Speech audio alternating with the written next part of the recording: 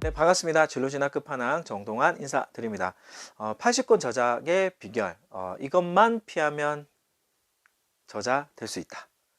저자 될 수 있다? 뭐 기획 저자 될 수 있다? 라고 할 수 있는데 공동 저작을 말합니다. 뭐 개인도 포함이 될 것 같아요. 그래서 어떻게 해서 이제 저 같은 경우에는 이런 에피소드 있어요.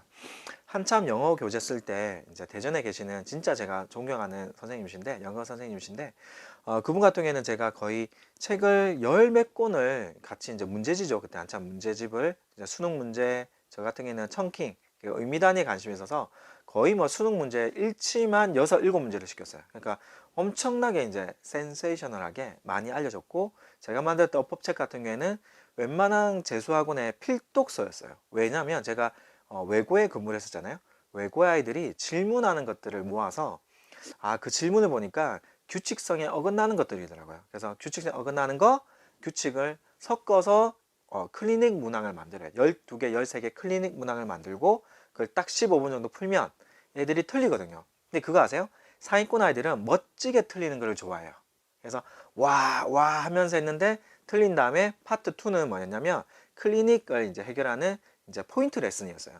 이것저것 다 다루지 않고 너가 왜 틀리는지 기본이랑 변형이랑 기본이랑 변형을 파트 2에 다루고 있고 파트 3에는 그에 대한 적용을 다뤘거든요. 즉 컨셉 그리고 꼭지글 나왔죠. 그렇게 해서 이제 성공시켰는데 그분 같은 경우에는 제가 거의 한 4년, 3년 만에 실제로 만났었어요. 늘상 전화통화 이렇게 하다가 책을 그렇게 많이 썼는데도 즉 무슨 말을 싶냐면 온라인상으로도 충분히 가능하다. 만나서도 장점이 있지만 온라인상의 장점도 크다. 근데 온라인상은 보통 실패할 가능성이 아주 높습니다. 그래서 어떤 식으로 성공했는지 10가지 비법 지금부터 들어갑니다. 첫 번째, 한 번 알리고 알아서 하겠지 하고 믿고 돌아 하면 망한다.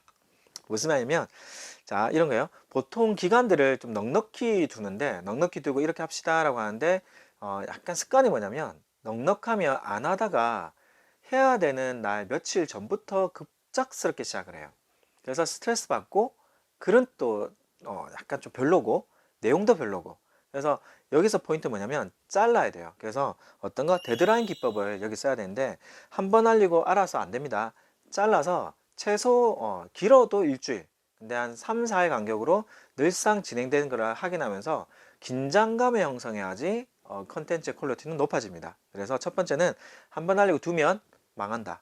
데드라인 기법으로 계속 확인해라. 첫 번째. 두 번째, 단톡. 저는 이제 주로 이제 그룹 채팅방에서 작업을 하니까 단톡이나 어떤 소통방이라고 표현 쓸게요. 소통방에 답을 굳이 안 달아도 봤으니 된 거지. 자, 이것도 뭐냐면 그룹방이 있는데 이런 거 합시다 라고 글 올렸는데 다들 보통 이제 답변을 안 다는 게 예라고 생각해서 안 다는데 그러면 또 망합니다. 왜? 자, 각성의 효과는 계속 이어져야 됩니다. 왜 그러냐면 답을 안 달고 하면 받겠지 했는데 안 본 분들이 분명히 있고 그리고 소통이 안 되기 때문에 나도 안 해도 되나? 한 느낌이기 때문에 그러면서 서서히 프로젝트가 잊혀집니다. 그러고는 망합니다. 두 번째, 그래서 뭐하다? 답글 달기는 무조건 핵심입니다. 그래서 그룹방에 뭔가 했을 때 답글을 시간차를 둬서라도 꼭 달고 서로 소통하는 게 온라인 프로젝트의 핵심이다. 세 번째, 자, 내가 해야 하는 일을 못해서 팀원에게 말을 못하겠네? 자, 이건 뭐냐면 서로 이제 진행이 안 돼 있으면 연락을 안 하는 걸 편안하게 생각합니다. 망해요. 왜? 그러면서 이제 흐지부지 되면서 저 친구도 안 하는데 나도 뭐 이러면서 망해요. 그래서 혹시나 하다가 내가 못하겠다면은 팀장님이 그리고 끌어가신 분이 못하면 못한다고 말을 하세요. 그래서 서로가 장점은 키우고 약점 보강해야 됩니다 라고 해야지 딱 한 3번인 것 같아요. 3번 정도 하다가 시간 안 지켜지고 흐지부지 되면 거기서 끝. 서로에 대한 신뢰가 안 쌓이면 그 다음부터는 시간 어기기가 습관이에요. 끝.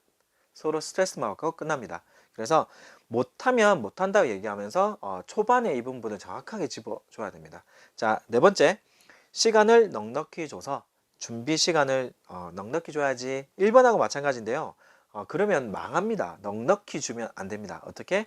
데드라인 기법으로 서로 하면서 서로의 어떤 여기나 뉴런과 여러 세포들이 액티브하게 돌아가게끔 해서 해야지 기간을 길게 주면 그때는 좋은데 결과가 안 나옵니다. 감정만 상합니다. 그래서 짧게 짧게 꼭 기억하시면 좋을 것 같고, 자, 그리고 이런 거. 자, 다섯 번째입니다. 서로 좋은 게 좋은 거니 좀 늦어도 기분 좋게 이해하자. 마찬가지로 뭐다?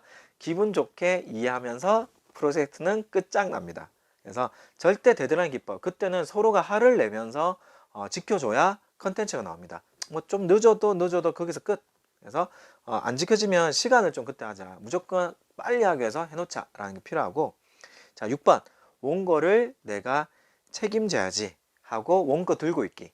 마찬가지 개념이에요. 뭐냐면 3번이랑 마찬가지인데 들고 있으면 안 돼요.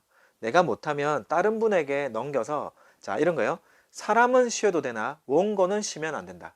즉 원고가 가만히 떠 있으면 안 돼요. 누군가에 의해서 손길을 타고 가야 되기 때문에 본인이 못하면 다른 분이 그 역량을 쓰게 하거나 본인이 못하면 다른 분을 충원을 하거나 해서 정확하게 되나 안 되나를 판단해야 하기 때문에 들고 있으면 안 됩니다.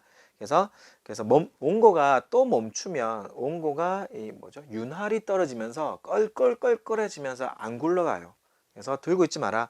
원고를 돌리면서 다른 사람들이 그 원고를 손댈 시간을 줘야 된다라는 게 잊지 마시고요. 7번. 모두 똑같이 한 곳에 구멍이 나면 기다렸다가 팀워크로 균형감 있게 해야지도 망합니다. 왜?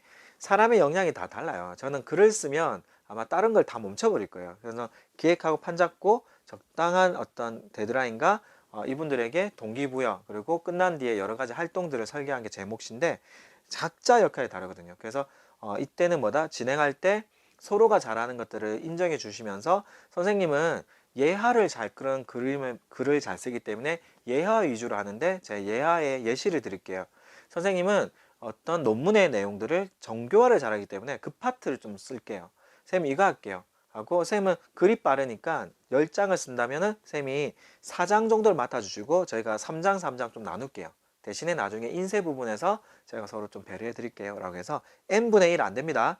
잘하는 게 뭔지를 판단하셔가지고 서로가 서로에게 잘하게끔 하고 그걸 이제 올린 다음에 나중에는 원고에 대한 기여도로 약간 인쇄 구분들을 하면 상징이죠. 책 같은 경우에는 크게 어떤 경제적인 도움은 하나도 안 되거든요. 근데 뭔가 성장하고 성숙해요. 그걸 통해서 이제 할 수 있는 것도 많아지고. 그래서 n분의 1 안 된다. 자, 몇 명만 알고 전체 프로젝트를 진행해라. 팀장님들 주의해야 될 게 나랑 해당하는 부분만 알면 되지 하면 소속감이 떨어지기 때문에 서로 논의할 때는 다 같이, 늘상 다 같이 어떻게 되는지, 그래서 소속감도 하고 다른 분이 잘하는 걸 보고 또 충격도 받고 또 잘 못하는 거 보면서 또 도와도 주고 해서 공유 너무 중요합니다. 자, 9번입니다. 난 팀원이니까, 반대로 이제 8번은 팀장이었다면 9번은 난 그냥 팀원이니까 뭐만 그냥 시키는 것만 좀 해야지, 의견 안 내야 되겠다. 시키는 것만 해야지 괜히 튀지 말자. 보통 일반 직장인 생활 그리고 이제 여러 생활에서는 이게 통용되는 것 같아요. 잘 하려고 하면 눈총 맞거든요. 그거는 제가 비추인데, 자, 책이라고 하는 거 어떤 온라인 프로젝트에서는 요렇게 되는 순간 제가 딱 적은 거 읽어볼게요. 세상에 주인 없는 또 다른 쓰레기 컨텐츠를 만들거나 아예 세상에 나오지 못할 지경에 이를 것입니다. 자, 무슨 말이냐면 자기가 의견을 내서 참여해서 자기 거를 만들어야 애정이 가지, 그냥 흘러가면 책이 나와도 쓰레기 컨텐츠. 아무도 안 찾는, 아니 본인이 만드는데 본인이 안 찾는데 누가 찾아요. 그래서 그런 게 나오거나 아예 안 나오거나, 그래서 뭐 한다? 계속 의견 개진을 하고 만들어서 자기 생각들을 넣는 분위기가 돼야 되고, 그렇게 팀장님, 팀원들끼리의 교류가 너무 중요하다라고 말씀드리고요.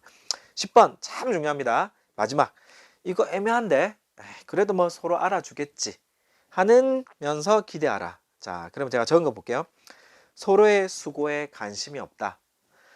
나의 수고만 기억한다. 그러한 섭섭만 않고 태어난 컨텐츠는 버려주고 사람들은 헤어지리라.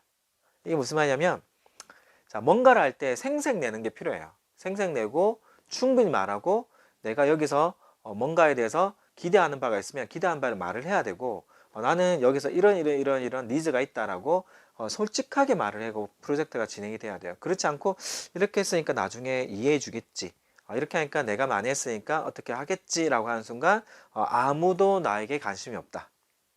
모든 사람은 자기에게만 관심이 있어요. 그래서 자기 편향적 생각을 할 수밖에 없기 때문에 꼭 이거 할 때는, 논의할 때 솔직한 자기 생각들을 이것하고 막 직선은 아니지만 솔직한 자기 생각들을 자꾸자꾸 꺼집어내서 이 프로젝트를 나는 나는 멋진 강사로 성공하고 싶어서 하는 거예요. 나는 배우는 것도 괜찮아요. 나는 경제적으로 좀 도움 받고 싶어요. 그런 것들을 부끄러워하지 마시고 같은 팀원이기 때문에 솔직히 얘기하고 그거에 따라 보상들이 적절히 이루어지게끔 해야 맞춰지는데, 그래서 저 같은 경우에는 최근에는 이제 프로젝트를 할 때 어떤 거를 필요로 하세요? 라고 먼저 물어봐요. 그래서 그거를 제가 충족을 시켜 드려야 이게 완성이 됩니다. 그래서 나중에 이 얘기를 한다라고 우리가 뭔가 뭐 밝힌다, 뭐 한다라고 생각 안 할 테니까 말씀을 편하게 해주세요 하고는, 진행할 때 모든 일어날 만한 어떤 이슈가 될 만한 것들을 미리 공지하고 협의를 받고 하니까 이제 문제가 거의 없이 이제 진행이 되면서 가는데, 최근의 숙제는 여러분이 같이 하다 보니까 컨텐츠에 대한 약간 애정이 조금 떨어진다라는 단점이 있지만, 그래도 그런 것 같아요. 어렵게 낼수록 애정이 많더라고요. 근데 저 같은 경우에는 기획하고 만든 거를 이렇게 충분히 출판사 여러 곳에 얘기를 하니까 감사히도 이렇게 잘 선정해 주셔서 조금은 다른 데보다 빠르게 조금 손쉽게 내다 보니까, 근데 그게 별로 안 좋은 것 같아요. 오히려 좀 온 거를 묵혀 놓기도 해서 조금 어렵게 내는 책에 애정이 더 많이 간다. 힘들게 낳은 아이들이 훨씬 애정이 많이 가듯이. 그래서 요거는 뭐 그렇다고 힘들게 억지로 할 건 없지만 또 이렇게 너무 술술술 잘 풀리는 것 또한 좋은 건 아닐 수도 있다 라는 말씀드리면서, 여러분들이 뭔가를 할 때, 온라인 프로젝트 할 때 오늘 말했던 10가지 잘 생각해 보시면서 저희의 실패기라고 보시면 돼요. 저는 이렇게 실패했었거든요. 그거를 하나 둘씩 또 다른 작업할 때 보완해서 이렇게 하고 있고, 오늘도 실패하고 있는 중이에요. 그래서 실패해서 배우려고 하는 거니까 또 배워서 조심하고 해서, 혹시나 이 강의를 보시는 분들, 유튜브 보시는 분 중에 제가 또 실수해서 좀 마음 상하신 분들은 좀 마음 푸시면서 또 배우고 있다 라고 생각해 주시면 좋겠습니다. 자, 여기까지 해서 마무리하겠습니다. 오늘 내용 도움 되셨으면 좋아요, 구독, 알람 꼭 해주시고, 그리고 댓글에 좀 쓰고 싶은 내용들 있다라고 하면은 쓰시고 메일 주소 혹은 제 연락처 있거든요. 주시면 또 같이 제가 책 기획 도와드리고 또 멋진 책이 나올 수 있도록 여러분들 잘 지원해서 만들어 보도록 하겠습니다. 여기까지 하겠습니다. 수고하셨습니다.